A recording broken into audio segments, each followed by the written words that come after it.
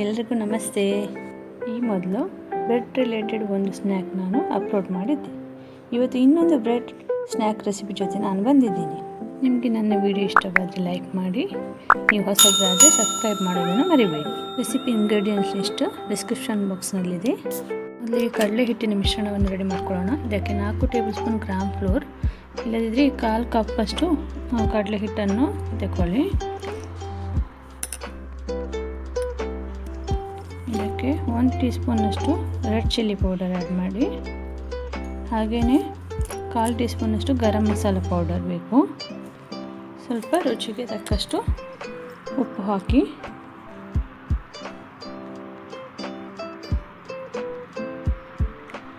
ನಂತರ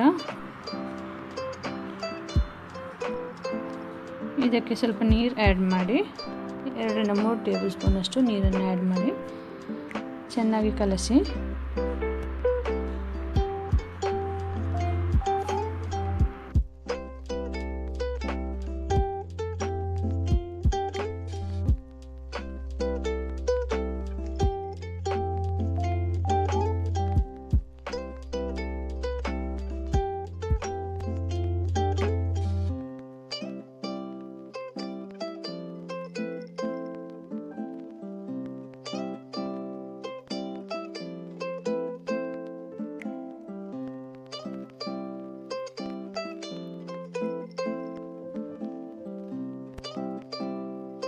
ಈ ಮಿಶ್ರಣ ತುಂಬ ತೆಳ್ಳಗೆ ಕೂಡ ಹಾಕಬಾರ್ದು. ನೋಡಿ, ಈ ಹದಕ್ಕೆ ಬಂದರೆ ಸಾಕು.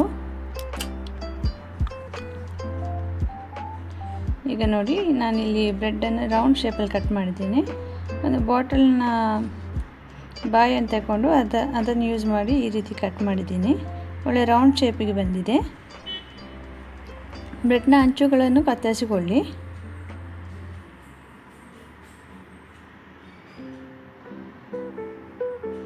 ನೋಡಿ ಎಷ್ಟು ಚೆನ್ನಾಗಿ ರೌಂಡ್ ಶೇಪಿಗೆ ಬಂದಿದೆ.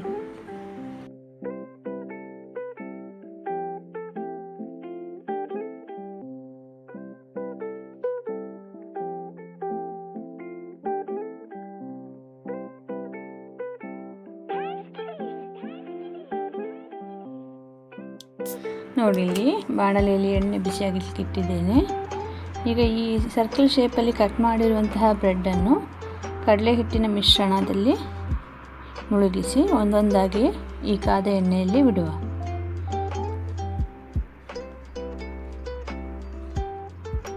ಈ ಮಿಶ್ರಣ ಬೇಯಲಿಕ್ಕೆ ಜಾಸ್ತಿ ಹೊತ್ತು ಬೇಡ.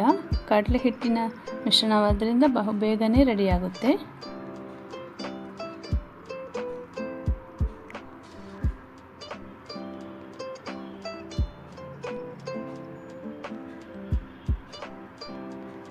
ನೋಡಿ, ಈಗ ರೆಡಿಯಾಗಿದೆ. ಇದನ್ನು ಎಣ್ಣೆಯಿಂದ ತೆಗೆದು ಒಂದು ಟಿಶ್ಯೂ ಪೇಪರ್ನ ಮೇಲೆ ಹಾಕಿದೆ.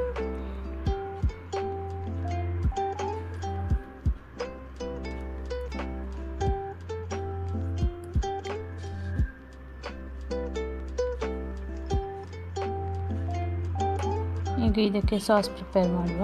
ಮೊದಲಿಗೆ ಒಂದು ಪ್ಯಾನ್ನಲ್ಲಿ ಸ್ವಲ್ಪ ಒಂದು ಟೇಬಲ್ ಸ್ಪೂನಷ್ಟು ಆಯಿಲನ್ನು ಹಾಕುವ. ಅದಕ್ಕೆ 1 ಟೀ ಸ್ಪೂನ್ನಷ್ಟು ಜೀರಿಗೆ ಆ್ಯಡ್ ಮಾಡಿ, ನಂತರ ಕಟ್ ಮಾಡಿಟ್ಟುಕೊಂಡಂತಹ ಬೆಳ್ಳುಳ್ಳಿ, ಶುಂಠಿ ಪೀಸ್ಗಳನ್ನು ಆ್ಯಡ್ ಮಾಡುವ. ಹಾಗೆಯೇ ಕಟ್ ಮಾಡಿಟ್ಟುಕೊಂಡಂತಹ ನೀರುಳ್ಳಿ, ಇಲ್ಲಿ ನಾನು ಅರ್ಧ ನೀರುಳ್ಳಿಯನ್ನು ತಗೊಂಡಿದ್ದೀನಿ. ಇದನ್ನು ಸಣ್ಣಗೆ ಹಚ್ಕೊಂಡಿದ್ದೀನಿ.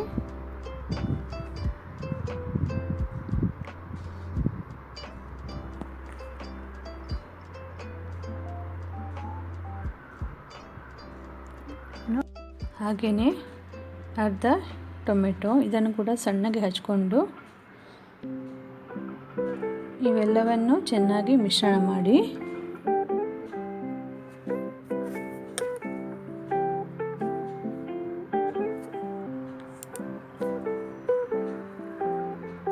ರುಚಿಗೆ ಸ್ವಲ್ಪ ಉಪ್ಪು ಆ್ಯಡ್ ಮಾಡಿ,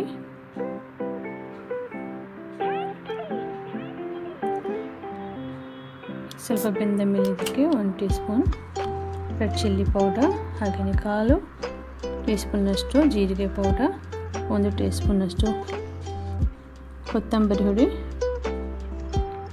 ಸ್ವಲ್ಪ ಗರಂ ಮಸಾಲ ಆ್ಯಡ್ ಮಾಡಿ.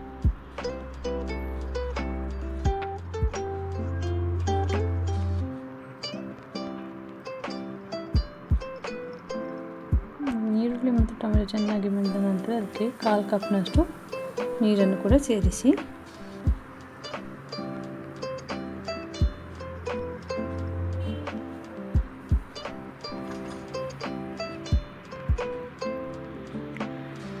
ನೀರು ಆ್ಯಡ್ ಮಾಡಿದರೆ ಸ್ವಲ್ಪ ಜಾಸ್ತಿ ಗ್ರೇವಿ ಸಿಗುತ್ತೆ, ಹಾಗಾಗಿ ಸ್ವಲ್ಪ ಜಾಸ್ತಿ ನೀರು ಆ್ಯಡ್ ಮಾಡಿದ್ದೀನಿ. ಇದು ಬೇಯ್ತಾ ಬರುವಾಗ ಇದೀಗ ನೋಡಿ, ಇದೀಗ ಬೆಂದಿದೆ.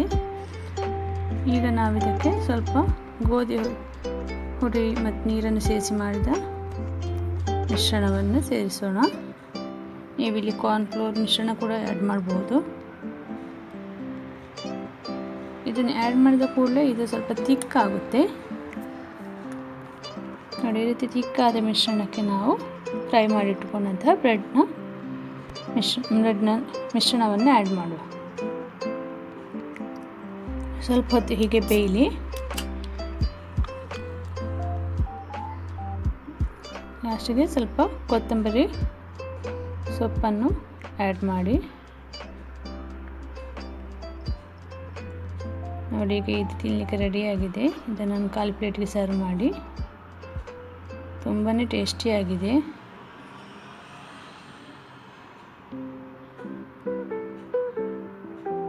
ಗೋಬಿ ಮಂಚೂರಿ ಎಷ್ಟು ರುಚಿಯಾಗಿದೆಯೋ ಅದೇ ಥರ ಇದು ಕೂಡ ತುಂಬ ಟೇಸ್ಟಿಯಾಗಿದೆ.